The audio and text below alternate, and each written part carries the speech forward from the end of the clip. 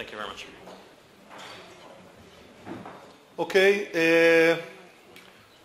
today we're going to present a study that we did on the use of cervical collars in explosion-related civilian victims.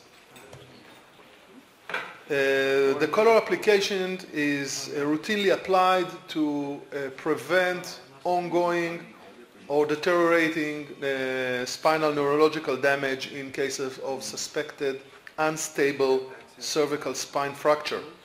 It's based on the ATLS, Evacuation and Treatment Protocol, and it is a consensus and worldwide use.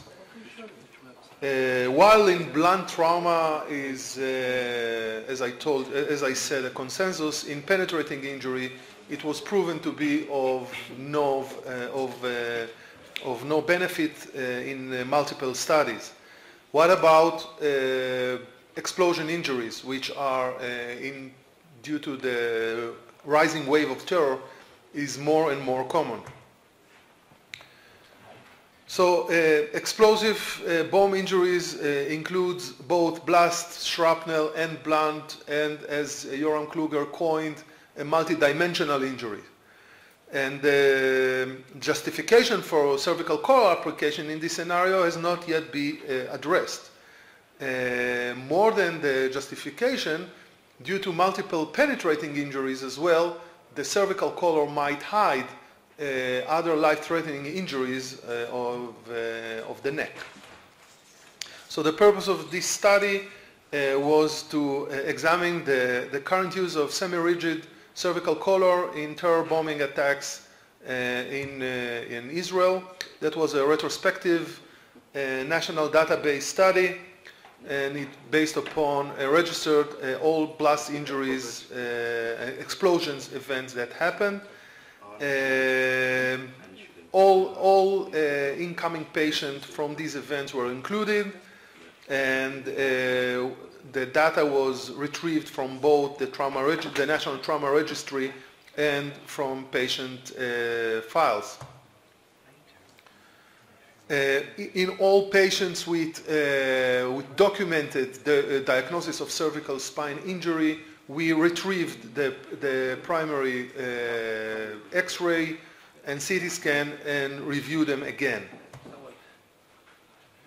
We defined critical neck injury, soft tissue injuries, as vascular injuries, either major artery laceration, tracheal laceration, or esophageal laceration. The cohort included more than 2,000 explosion-related civilian injuries between the years 1998 and 2010. And among this group, only 43 documented diagnosis of cervical spine injuries, 1.89%.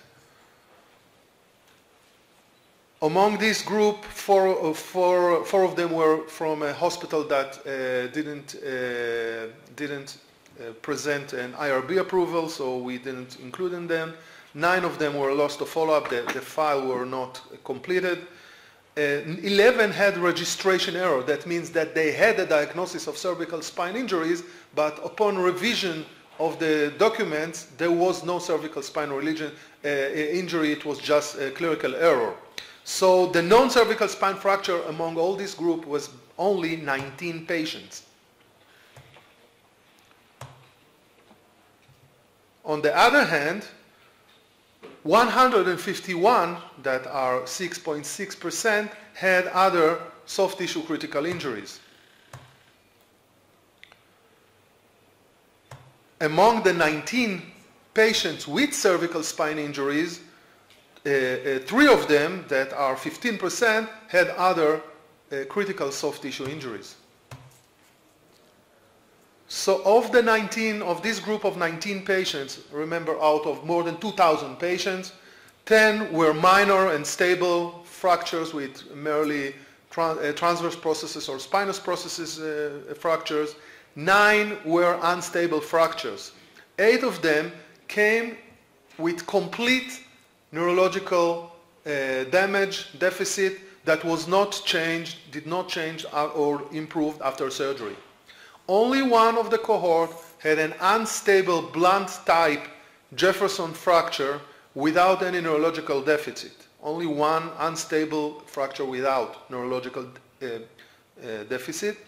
And as we said, 151 of this group had critical soft tissue injuries. So the conclusion, the rate of unstable cervical fracture without irreversible neurological damage on presentation is extremely rare, extremely low, is less than 0.08%. An application of cervical collar for victims of explosion-related has a potential to hide critical soft tissue neck injuries. I personally had 2 patients that had the cervical collar hide critical and life-threatening injuries, and it's not seems to be justified.